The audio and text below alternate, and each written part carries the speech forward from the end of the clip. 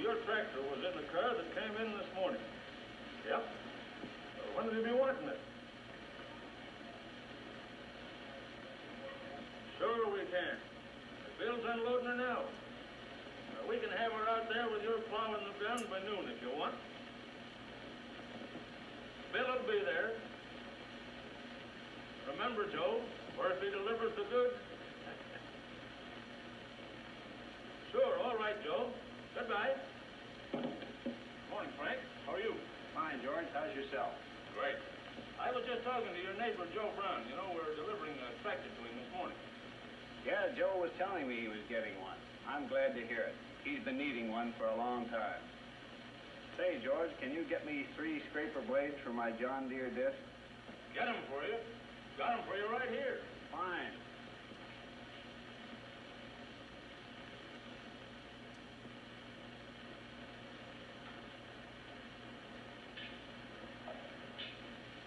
Now I can put them on before I put my hair away. You're smart.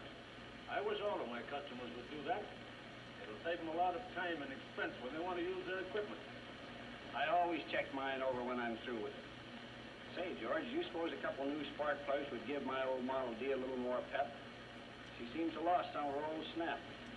When did you buy that tractor, Frank? Let's see. Got that when I first started farming, 8 years ago. You ever have it overhauled? No, sir. The engine's never been touched outside of grinding the valve. By golly, Frank, that's real performance. 8 years without an overhaul. But here you say she's been acting up a bit. Don't you think she deserves tuning up? You know, if you had rheumatism and couldn't cut the mustard anymore, you'd go to a doctor, wouldn't you? Well, I guess I would. Well, now your tractor needs a bit of doctoring, too, after years of hard work. But while you're here, have a talk with Bill about it. Well, I guess I'd do that. How much do I owe you? That's 90 cents, Frank.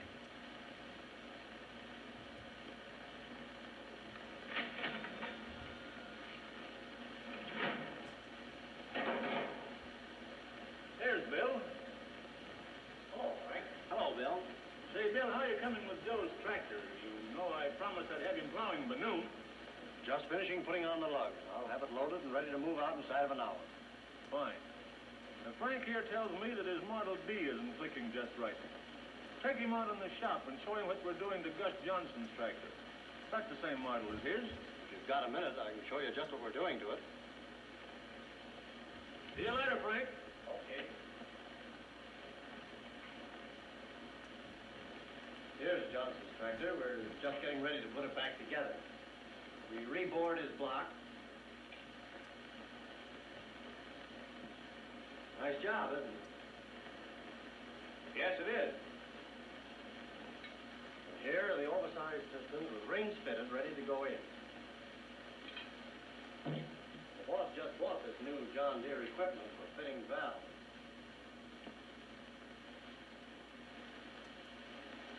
I just seated these valves this morning.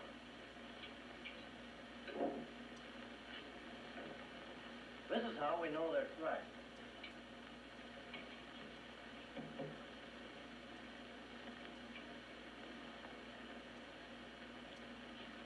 See how true that is? Within a thousandth of an inch. Of course, we take up the bearings, check the ignition, clean out the fuel system, remove the carbon, give her a general tuning up. When this tractor leaves here, it'll be in tip-top shape. I think that's what mine needs. About how much will that set me back, Bill?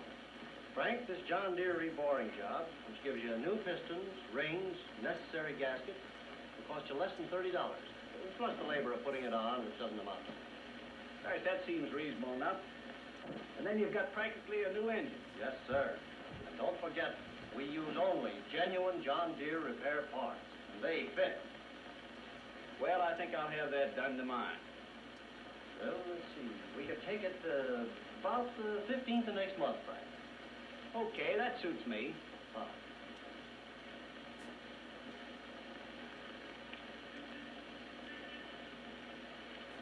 Is this Joe's new tractor? Yeah, and he's getting that new plow there, too. Well, Frank, did you decide to let us check your tractor over? Yeah, everything's all set. Good. When we rejuvenate that old baby, you'll have to stake her down to keep her from running around nights. Well, I gotta be going, boys. I'll see you later. Yeah, So long, Frank. Goodbye, Frank. You've got her about ready, haven't you, Bill? All set, ready to load, yeah.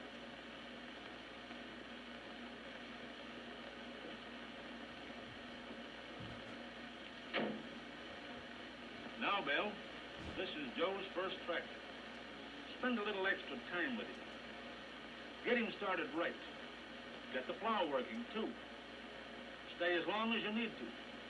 If I have time, we may run out later in the morning. All right, I'll be on my way.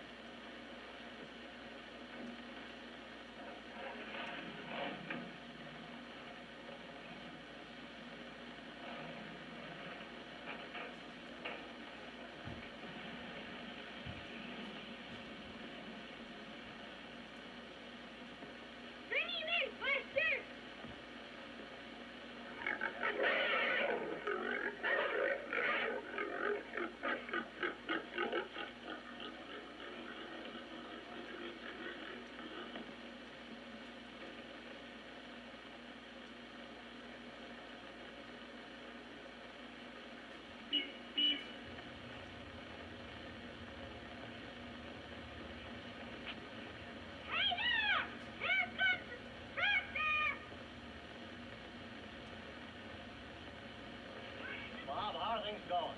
Fine. Good. Where'll we put her? Right up there.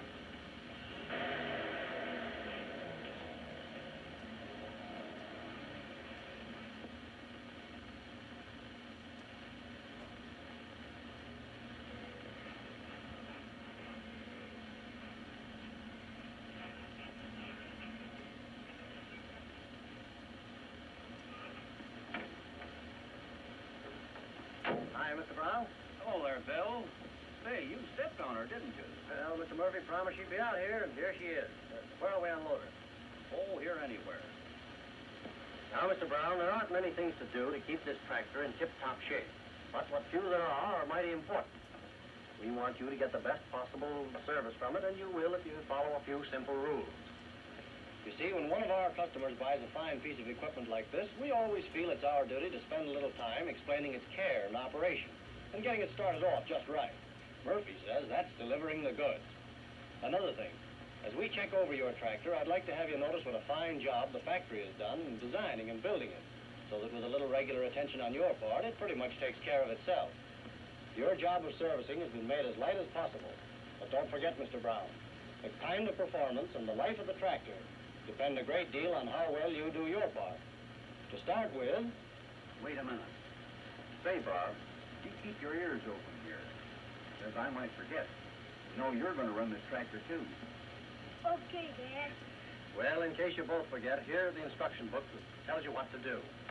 Keep it someplace where it won't get lost. That is, after you've read it thoroughly. Everything I'm going to tell you and more can be found in here. Now, the crankcase was filled with a special grade of breaking-in oil when it left the factory. Are you listening, Bob? Sure I am. Okay. Now, to get the best possible job of breaking in, you should leave this special oil in the crankcase for the first 20 hours of operation and operate on part load, just like you'd run a car under 35 for the first 500 miles. You're going to start it out plowing, so keep it in low for the first 2 days. That'll be an easy load. Will it be broken in, then? It'll be pretty well broken in.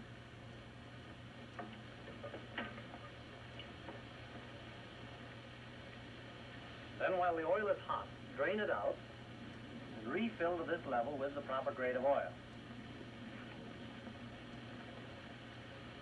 Right here in the instruction book is a chart that tells you all about it. How about oiling the transmission, Bill? The transmission case is also filled with the right amount of oil, and it tells you here in the book when to change it. But I want to show you where to drain it.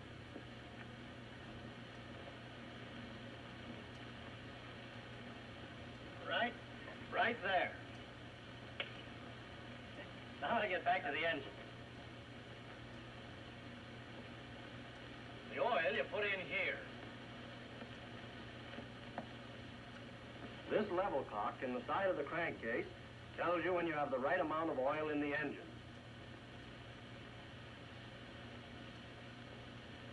The oil is drawn up through the strainer by the gear-driven, gear-type oil pump. The pump forces the oil to the oil filter, where any dirt or foreign substances are removed through a very fine brass filter.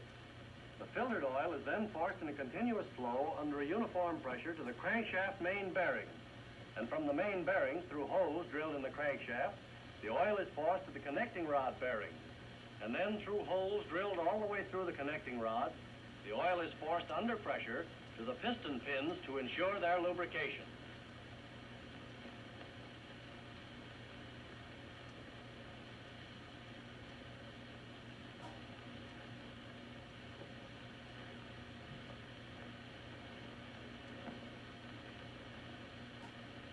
Now, notice as the engine starts, the revolving crankshaft throws oil to the cylinders for their lubrication. This full-pressure lubricating system ensures complete lubrication for each part requiring it. Another pipe carries the oil from the filter for the lubrication of governor parts. A collector trough in the governor collects oil which flows down to the valve tappet case for lubrication of tappet levers. Now, the lubrication of the transmission is very simple because all the gears are enclosed in a one-piece case which keeps dust and dirt out. Here is where you put the oil in until it reaches the proper level. Lubrication of the transmission is automatic because it starts and stops with the tractor. As the gears turn, the oil is carried to all the parts.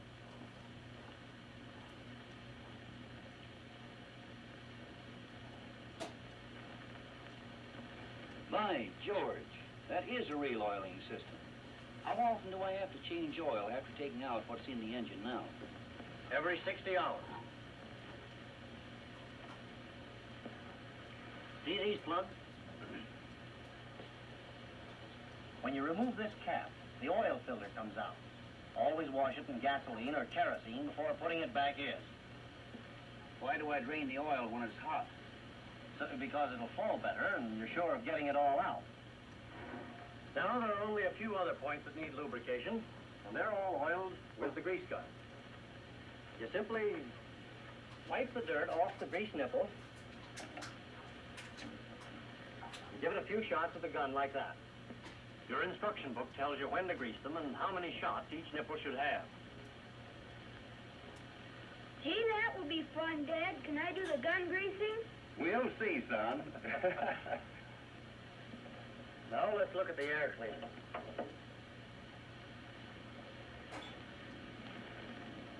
This is the air cleaner. I wonder if you have any idea how much air a tractor uses. Most fellas know about how much fuel their tractors burn, but few realize how much air they use. Bob, how many gallons of air will this tractor use for every gallon of fuel? Oh, about 9,000. Well, how the dickens did you know that? The fellow at the tractor school at your store last winter said so. Well, I'll be danged. That boy has got big ears. And big feet, too. Now, in a day's time, 150 to 200,000 gallons of air are taken in through this pipe. So you can see how important the air cleaner is. Nothing but clean air must reach the engine. As the air goes through this cleaner, an oil filter, which is inside, removes all the dust, which collects in the bottom of the bowl. You have to clean that out very often. Oh, it's no trick at all to take care of that. Once a day, you simply remove the bowl. Empty out the sediment, wash out the bowl, and refill with oil to this mark. Well, that's easy enough.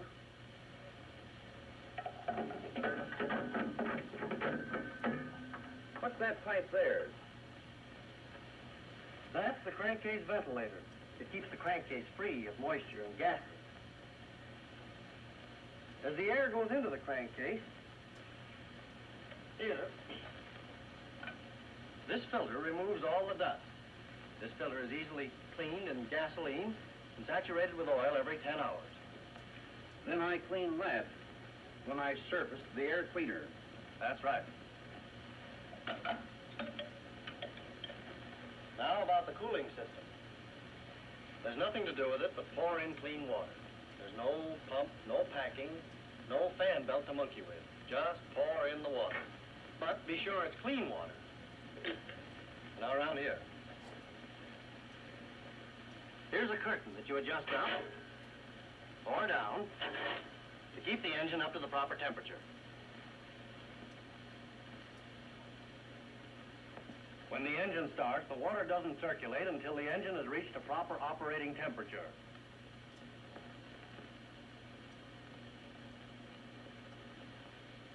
When it does, then the hot water moves up through this pipe into the radiator, where it's cooled by the gear and shaft-driven fan.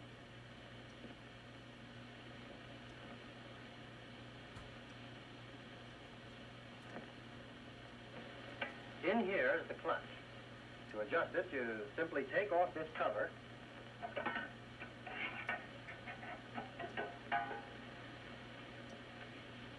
and tighten up these 3 nuts while the clutch is engaged. It takes but a couple of minutes. After your tractor is broken in, you may want to tighten up the clutch a bit. That's simple. But how do I know when the clutch needs adjusting? I'll show you if you'll get up on the seat there.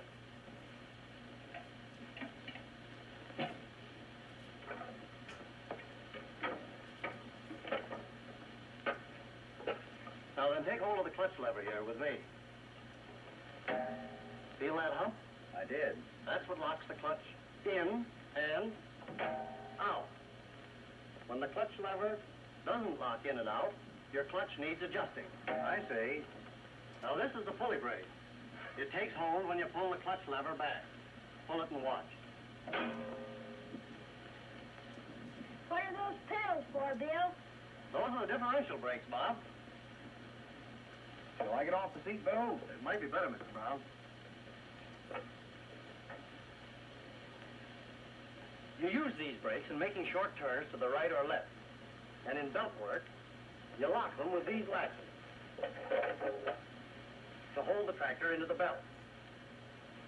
The brakes can be adjusted by these knobs here from the seat. Those brakes are a great thing. Say, by the way, is this the power lift? Yes, Mr. Brown, and you're going to appreciate that a whole lot at cultivating time. It's a great time and labor saver. To raise or lower the equipment, you simply step on the pedal and hold it down until it engages. Do we have to do anything to it? No, you just keep the oil level up to this plug.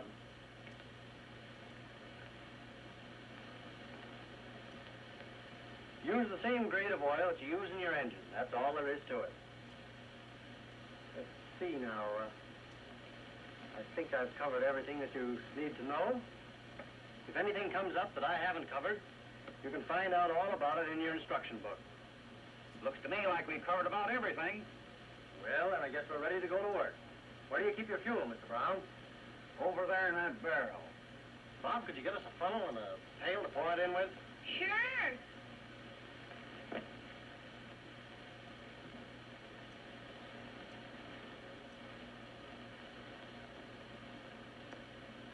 Well, this isn't the best place to keep fuel, Mr. Brown. Haven't you room inside the shed to keep it where dirt and water can't get into it? I guess we've got room in the shed where I'm going to keep the tractor. That'd be a fine place. And be sure to keep your cans and handling utensils in there out of the dirt, too. The tractor manufacturers have done everything they can to keep dirt out of your tractor. Now you'll have to do your part by keeping your oil and fuel clean. Here you are. Bob, I've just been telling your dad the importance of keeping dust and dirt out of the fuel tank. See all that dust in there? Yeah, but that isn't enough to hurt anything, is it? Well, it probably would be caught by the fuel filter, but the best way is not to put it in.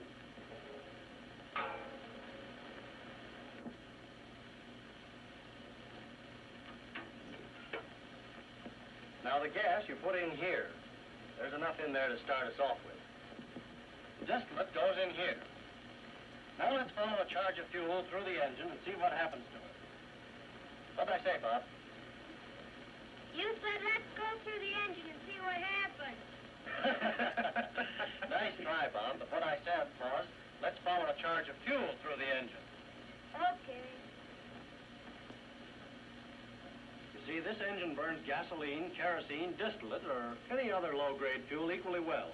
But the low-grade fuels are always used because of their decidedly lower cost. This charge of fuel going into the fuel tank first passes down through the filter, and then through the filter screen. down through the fuel pipe to the carburetor, where it again passes through a filter screen. And then up into the carburetor jet, where it's met by a stream of clean air, picked up and thoroughly mixed. And the mixture of fuel and air passes into the manifold, where the fuel is again given a special treatment, causing it to be heated, gasified, and properly prepared for burning in the cylinder. This special construction ensures that all of the fuel is turned into power. Now, the preheated and gasified mixture is drawn into the cylinder head, and the valve opens to admit it into the cylinder as the piston moves back on the suction stroke. Now the valve closes and the piston compresses the fuel. Then the spark occurs, igniting the fuel in the combustion chamber, and this is where the power starts. The fuel burns, and the pressure thus created in the cylinder follows the piston to turn the crankshaft.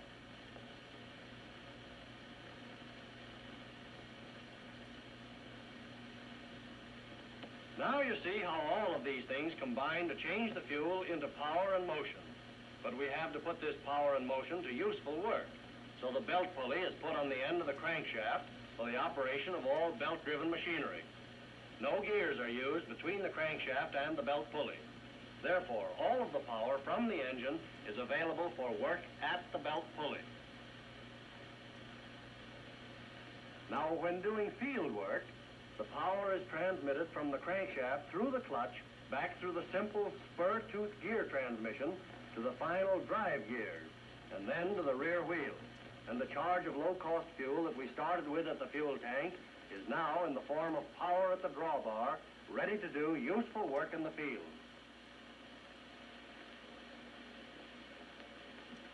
Hey, that's interesting, isn't it, Bob? Mm-hmm. Now, here's the fuel filter I was telling you about. That's a trap to help keep dirt and water out of the engine. It's made of glass so you can see when it needs cleaning. Well, that's simple to clean.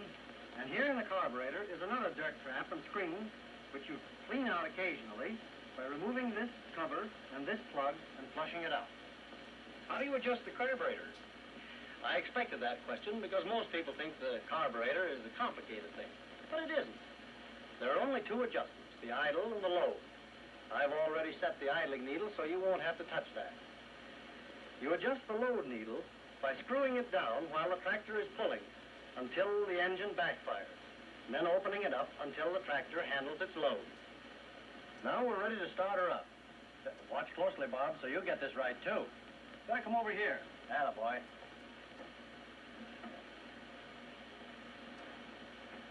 Put the gears in neutral. Pull the clutch all the way back. Open the gas line. Open the petcock.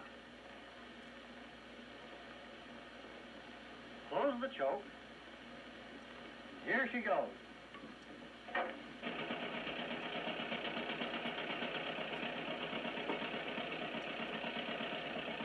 Shucks, that's easy. Here's another handy feature. Put it in reverse, and you can stand on the ground and back her up for hitching.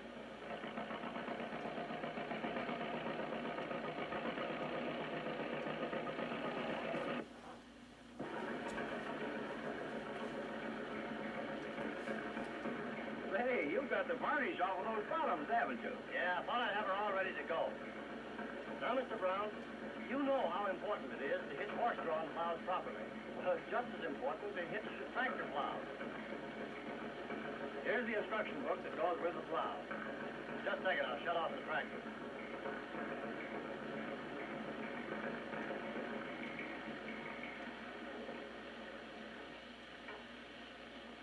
There are 2 or 3 principles in hitching I'd like to explain.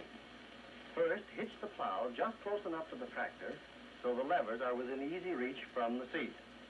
In hitching this plow to your Model A, set the tractor drawbar in its shortest position.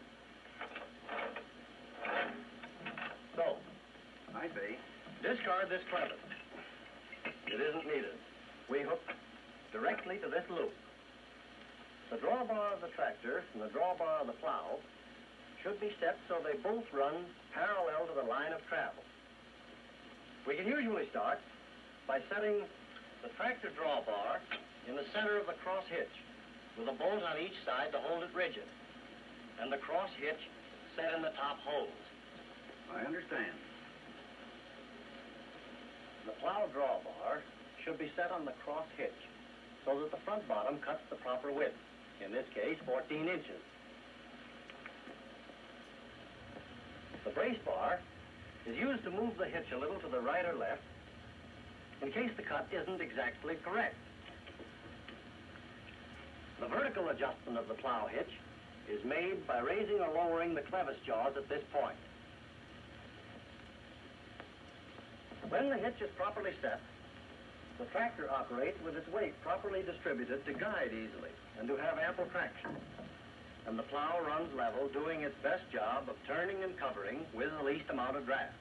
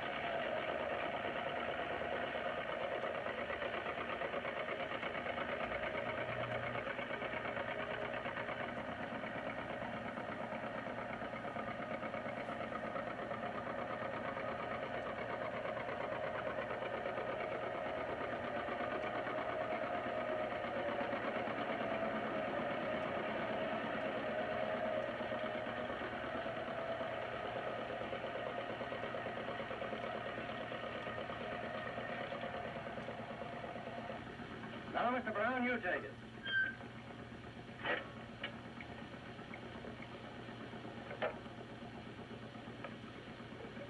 This is the gear shift level. Now we'll put it in gear. As you push the clutch in, then you reach back and pull the trip rope to drop the plow. All right, let's see you take it away. I'll try it.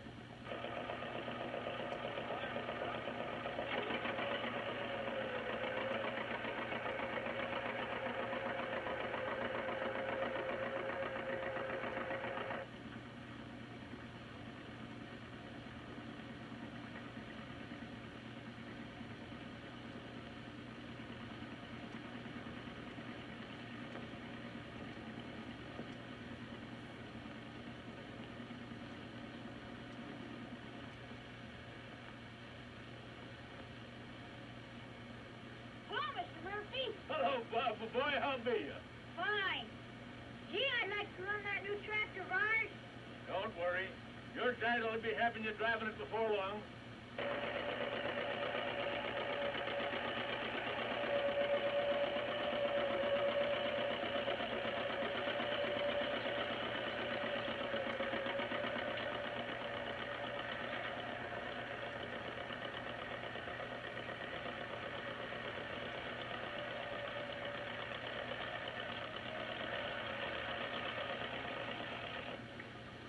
Well, hello there, George. Hello, Joe. I'm just going over to see Auto Schultz about a manure spreader, and I thought I'd drop by. How you coming? You seen me make that turn, didn't you? And you did right well. You'll be teaching Bob how to run it pretty soon and letting him do the work. That's what he's planning on. Say, did Bill do a good job teaching you all about this outfit? Didn't miss a thing, George. He went over the tractor and plow from stem to stern, and I have a thorough understanding of what is to be done. You have certainly more than lived up to your slogan. Bob, what is our store slogan? If it ain't ever so good.